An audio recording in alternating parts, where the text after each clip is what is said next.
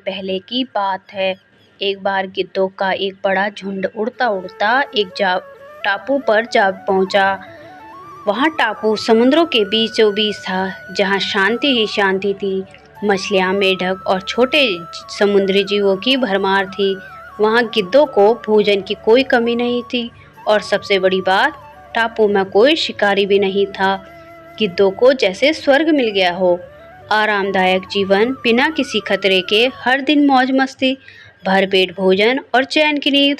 गिद्धों में अधिकतर युवा थे। उन्होंने वहीं बस जाने का मन बना लिया। वे बोले, अब जंगल का क्या काम, वहाँ खतरे हैं, मुश्किलें हैं, हम यहीं रहेंगे, यही हमारा भविष्य है। लेकिन उसी झुंड में से एक बूढ़ा गिद्ध भी था। उसने वहाँ जंगल देखा था। वहाँ का जीवन बहुत कठिन था, लेकिन सच्चा था। उसने शिकारी जानवरों से जूझना सीखा था, धूप में उड़ना सीखा था और गिरकर उठना भी सीखा था। एक दिन बूढ़े गिद्ध ने सभा बुलाई। उसने कहा, बेटो, यह टापू तुम्हें मजबूत नहीं बना रहा है, यह तुम्हें कमजोर बना रहा है। तुम उड़ना भूल चुके हो, पंजे कुंद हो गए हैं, आंखें आलस्य की धुंध में धसी हो चुकी हैं। चलो लौट चलें जंगल की ओर, जहां हमारा जीवन कठिन है लेकिन तुम्हें जीवित रहना सिखाता है। युवक गिद्ध हंस पड़े।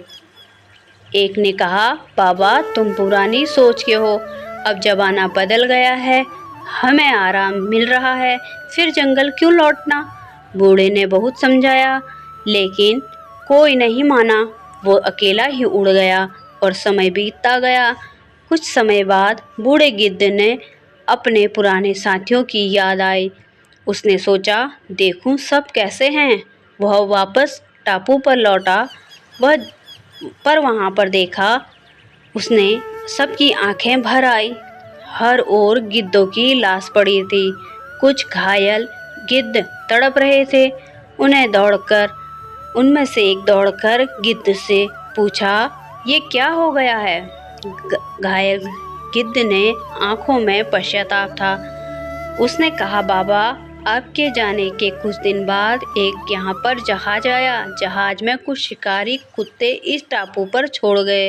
पहले तो उन्होंने कुछ नहीं किया, लेकिन फिर उन्हें पता चल गया कि हम उड़ नहीं सकते, हमारे पंजे बेकार हो चुके हैं, नाखून कुंद हो चुके हैं। फिर उन्होंने हम पर हमला किया और एक एक करके मार डाला। हम चाहकर भी भाग नहीं सके, हमें माफ़ कर दीजिए, हमने आपकी बात नहीं मानी। बूढ़े गिद्ध ने सर झुका लिया। वह जानता था जो होना था वह हो चुका है। तो दोस्तों, किस तरह गिद्ध की बात न मानकर सारे गिद्धों ने अपने प्राण गंवाने पड़े।